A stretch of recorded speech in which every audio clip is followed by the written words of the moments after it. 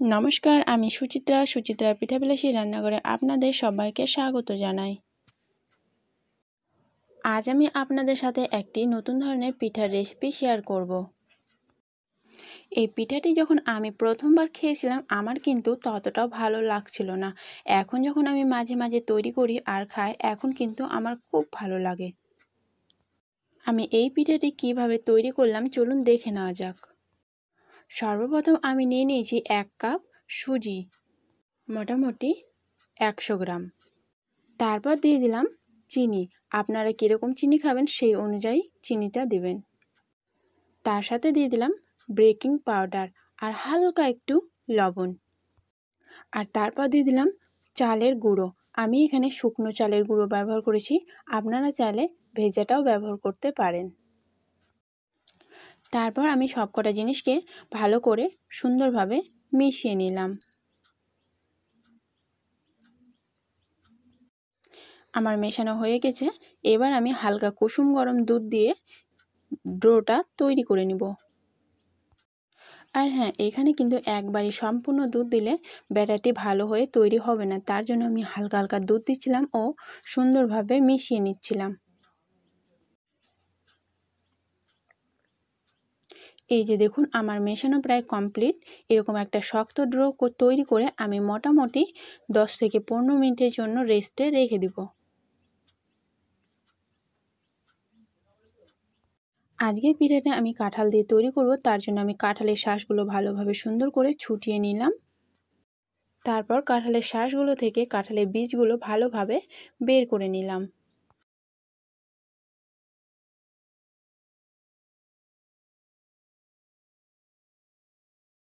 আমার বীজগুলো ছুটানো হয়ে গেলে আমি এবার মিক্সচার গ্রাইন্ডারে ভালোভাবে গ্রেট করে নেব। এই যে দেখছেন, আমি হাতে হালকা একটু চাপ দেওয়া মাত্র কতগুলো রস বার হয়ে আসছে। আমি যেখানে কাঁঠালটি নিয়েছি সেই কাঁঠালটি কিন্তু অনেকটাই রসালো, তাই আমি এভাবে হাতে চাপ দিয়ে দেখিয়ে দিলাম। আমি মিক্সচার গ্রাইন্ডারে গ্রেট করে নিলাম। আমি যে ব্যাটারটি তৈরি করে রেস্টে রেখে দিয়েছিলাম, এবার দেখুন এই যে অনেকটাই কিন্তু ফুলে উঠেছে বা অনেকটাই সুন্দর হয়ে গেছে। এবার আমি কাঁঠালের যে গ্রেট করে রেখেছিলাম সেগুলোকে দিয়ে দিব আর হাতের সাহায্যে সুন্দরভাবে ভালো করে মাখিয়ে নেব। আমার ভিডিওটি দেখে যদি আপনাদের ভালো লাগে একটি লাইক করে দেবেন ও চ্যানেলটিকে সাবস্ক্রাইব করে পাশে থাকার অনুরোধ রইল। তারপর আমি ভালোভাবে সুন্দর করে মাখিয়ে নিলাম। এই যে দেখুন, ব্যাটারটি ঠিক এরকম কোয়ালিটি হয়ে আসবে। আর এর থেকেও যদি শক্ত হয়ে থাকে হালকা অল্প পরিমাণে দুধ মিশিয়ে নিতে পারেন। তারপর আমি ব্যাটারটা আরও মোটামুটি 10 মিনিটের জন্য সুন্দরভাবে ভালো করে ফেটিয়ে নিলাম। এই ফেটানোটা যদি সুন্দর হয় না, পিঠাটি অনেকটাই কেকের মতন স্পঞ্জি টাইপের হবে, তার জন্য আমি ভালো করে সুন্দরভাবে ফেটিয়ে নিলাম।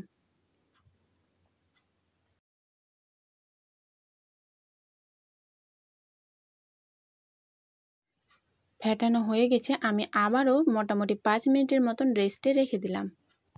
আমি আজকের পিঠাটা ভাপে সেদ্ধ করব, তার জন্য একটা হাঁড়ির মুখে একটা সুতির কাপড় ভালোভাবে সুন্দর করে বেঁধে নিব।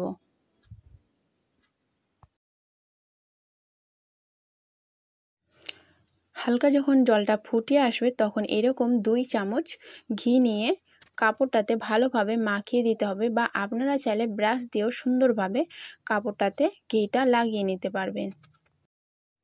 এখানে কিন্তু ঘিয়ের বদল তেল ব্যবহারও করা যাবে।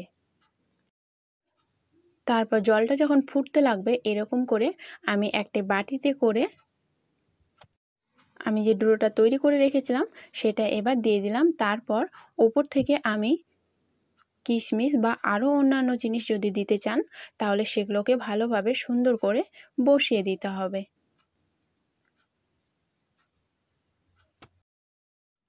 আপনারা চাইলে এখানে নারকেল বা কাজু অনেক কিছুই ব্যবহার করতে পারেন, আমি এখানে শুধুমাত্র কিশমিশটি ব্যবহার করেছি।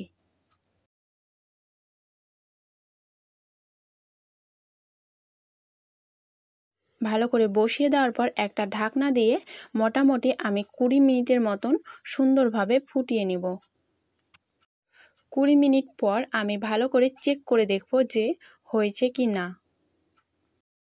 একটা টুথপিক বা একটা কাঠির সাহায্যে সুন্দর করে দেখতে পারবেন। যখন দেখবেন যে এরকম লেগে লেগে না যাচ্ছে কাঠিটাতে, তখন একটি হাতার সাহায্যে আমি উঠিয়ে নেব। উঠিয়ে নিলেই আমার রেডি ধামা পিঠা। দেখেই বোঝা যাচ্ছে কতটা সুন্দর হয়েছে। আর জানেন তো, এই পিঠাটি তৈরি করতে আমার কিন্তু খুব বেশি টাইম লাগেনি, অল্প টাইমে আমি তৈরি করে নিয়েছি, আর খেতেও কিন্তু অনেক দুর্দান্ত টেস্টি হয়েছে। চলুন আমি এটিকে এবার ভেঙে দেখাই কতটা স্পঞ্জি হয়েছে। এই যে দেখুন, হাতে হালকা একটু চাপ দেওয়া মাত্র কত সুন্দরভাবে সুন্দর করে ভেঙে যাচ্ছে। অনেকটাই কিন্তু সুন্দর হয়েছে। এই যে দেখছেন কতটা স্পঞ্জি হয়েছে। নমস্কার।